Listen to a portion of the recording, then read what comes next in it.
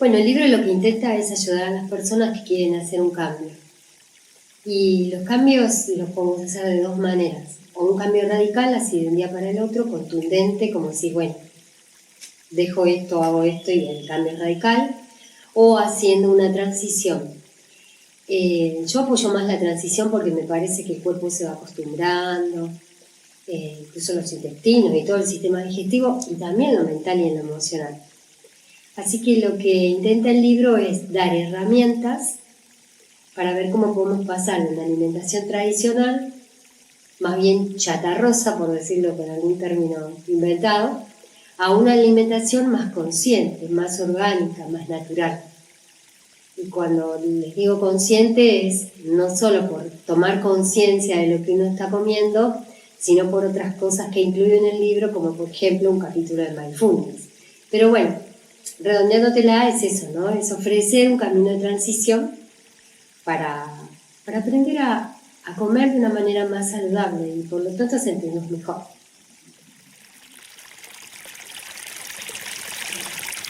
Siempre digo lo mismo, ¿no? Que este libro tiene detrás 40 años de experiencia. En este momento, en el 2025, tengo 63 años, pero empecé este camino en realidad toda la vida, ¿no? Pero empecé a los 23 años con conciencia, con mayor conciencia.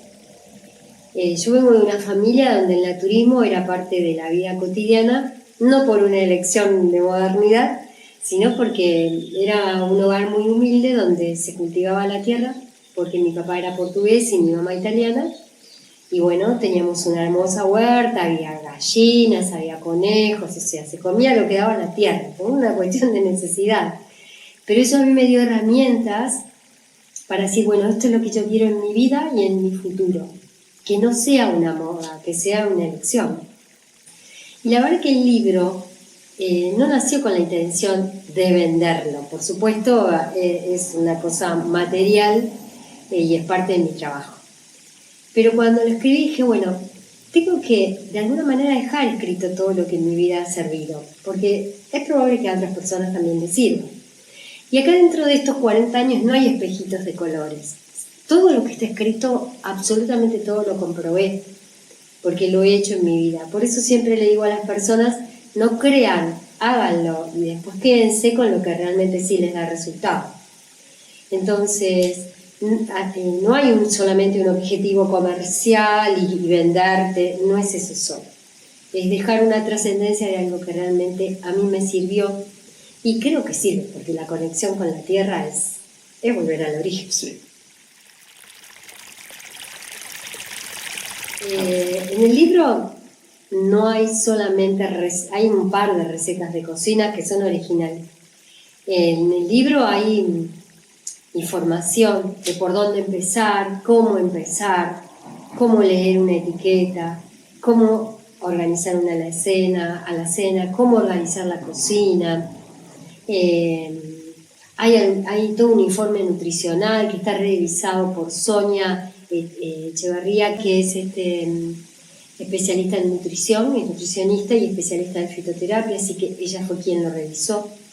Hay una parte del libro que está escrita por Mauro Bungiolacci, que es mi hijo, y este libro surge de dos talleres que dimos con Mauro en la pandemia, lo organizamos ahí, después, bueno, digamos, está compilado o sistematizado y organizado para transformarse, esos dos talleres se transformaron en, esos dos cursos y talleres se transformaron en el libro.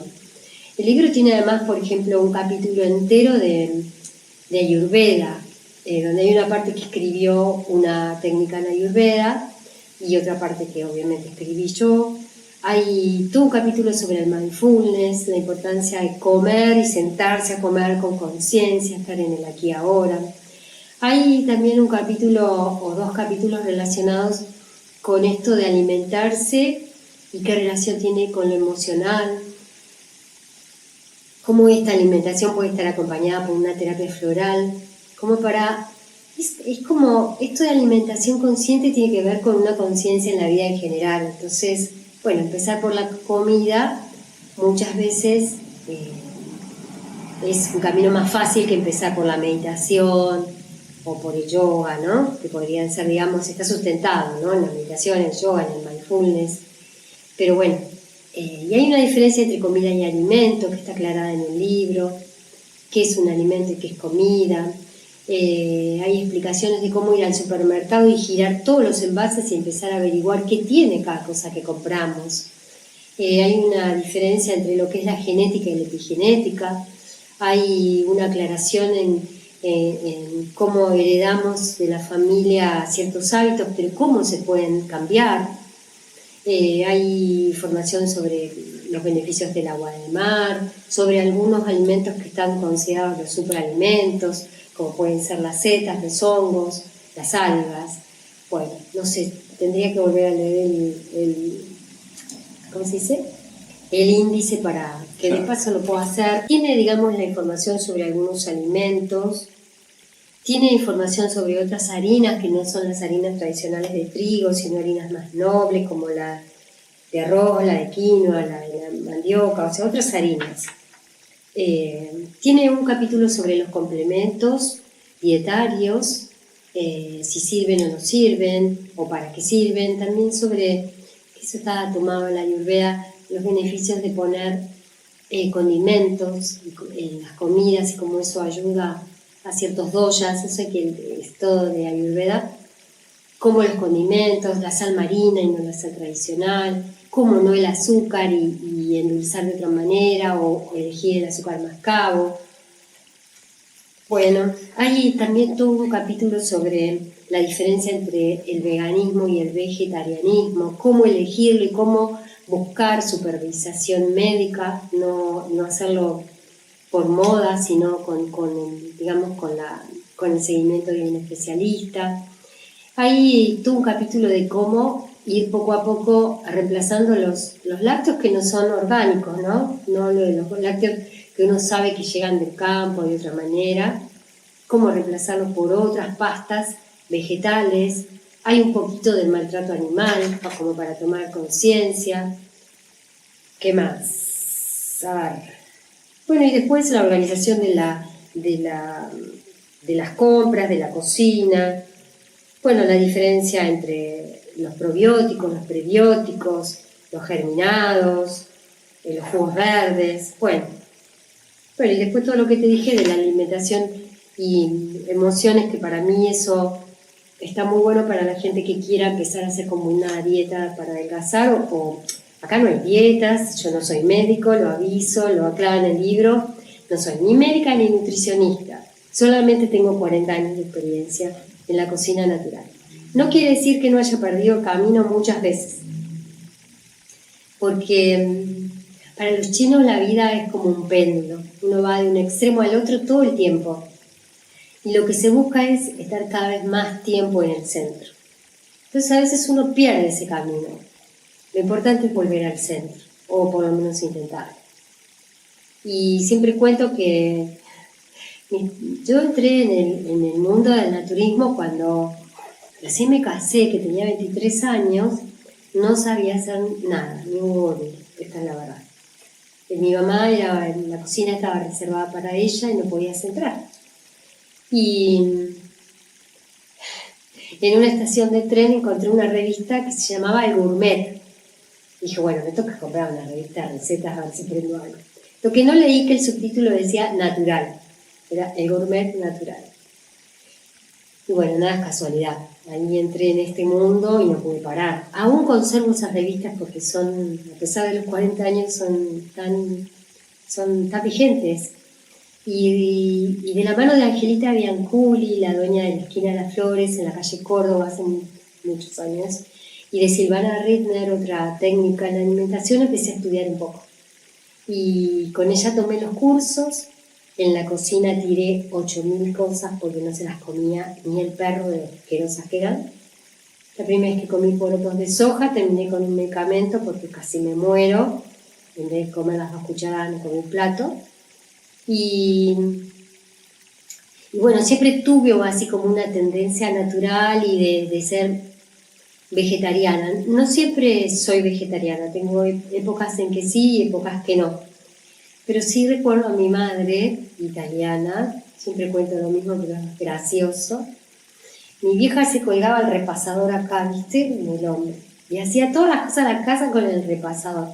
Yo creo que no era solo para limpiarse la mano, sino para fajarnos, decía ella, porque nos daba con el repasador.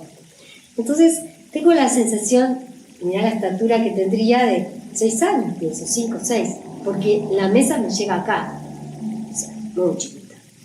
Y mi vieja ahí parada con el repasador acá, diciéndome, come, come. Claro, me tenía que comer el conejo que había matado ayer mi papá y que yo lo había alimentado con el pastito y jugado, tocado la nariz y el pelito durante meses, porque criaban conejos para comer. Y ahí sentía como una compasión hacia ese animal que yo no podía comer eso.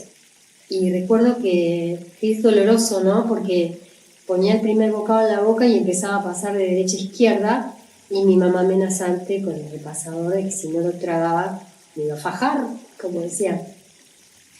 Y este mensaje es, hoy hay otras cosas, ¿no? Hoy la madre puede ir a la nutricionista y decir, bueno, ¿cómo se lo reemplazo? ¿Cómo se lo disfrazo? Pero en esa época había que comer lo que estaba en el plato. Y la verdad que fue de mucho sufrimiento para mí. Por eso durante años no pude comer carne.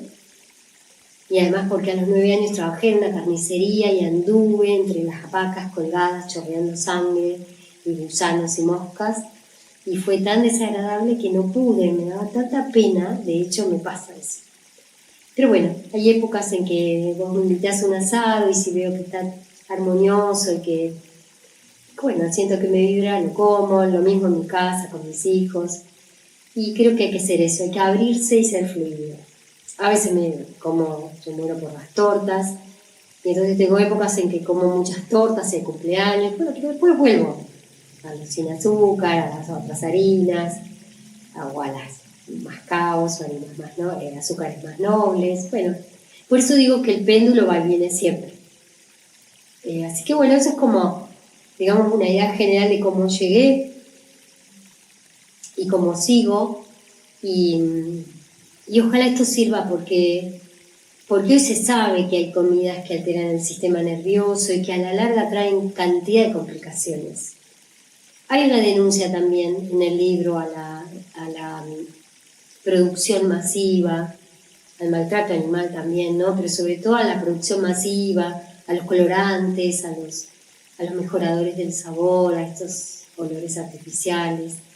¿Y qué hacemos con la niñez? Que a mí es lo que en este momento, por tener un nieto pequeñito, es lo que más me preocupa. Que es cómo somos capaces de ofrecerles comida que no es alimento. Bueno, acá en el libro hay todo el libro intenta darte contenidos e información para que sepas cada cosa que comes para que te sirva.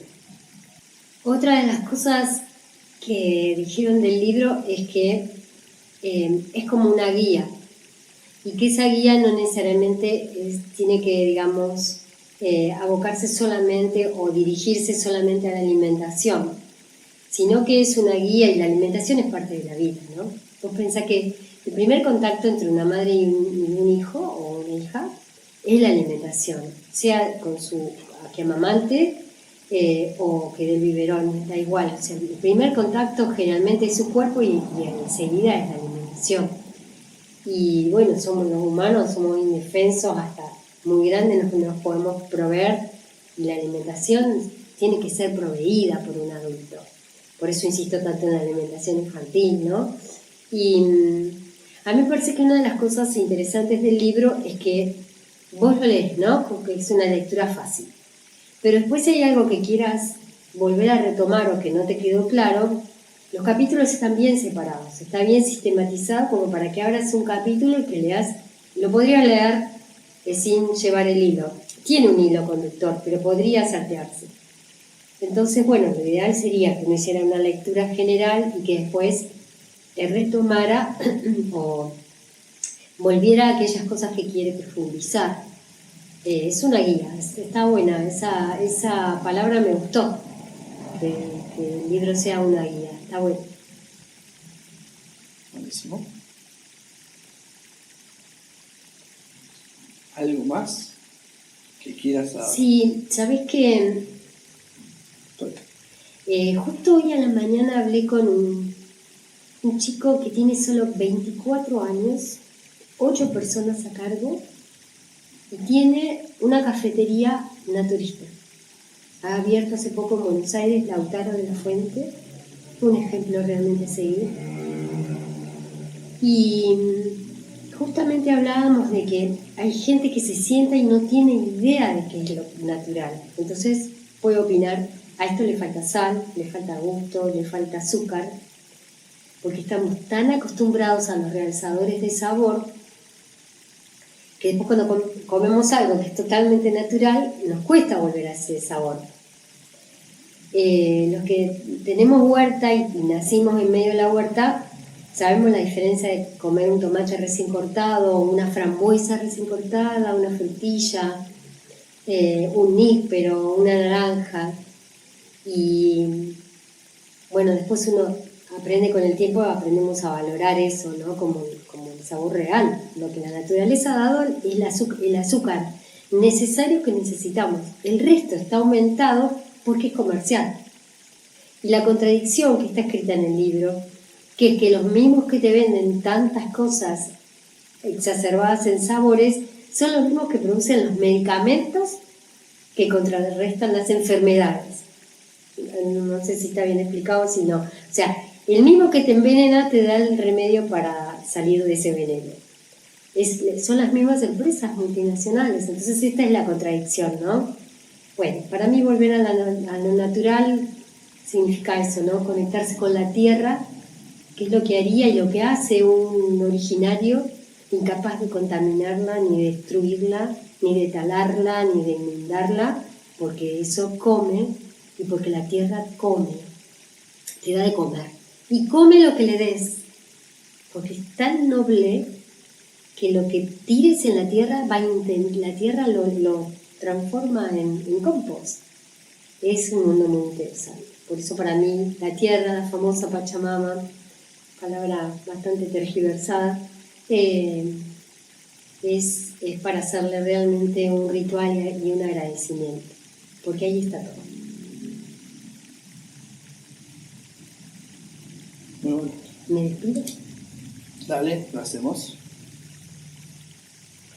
Bueno, no tengo mucho más. Si alguien tiene dudas, que escriba, que siempre contesto los mensajes. Muchas veces tardo porque cuando supera la cantidad de horas, ahí tardo, a veces tardo en contestar, pero contesto. Prueben. No crean en nada, lean el libro, prueben y si necesitan ayuda, acá estoy, por supuesto. Gracias por escuchar, por leer el libro y por ser uno de los motores de mi vida. Muchas gracias.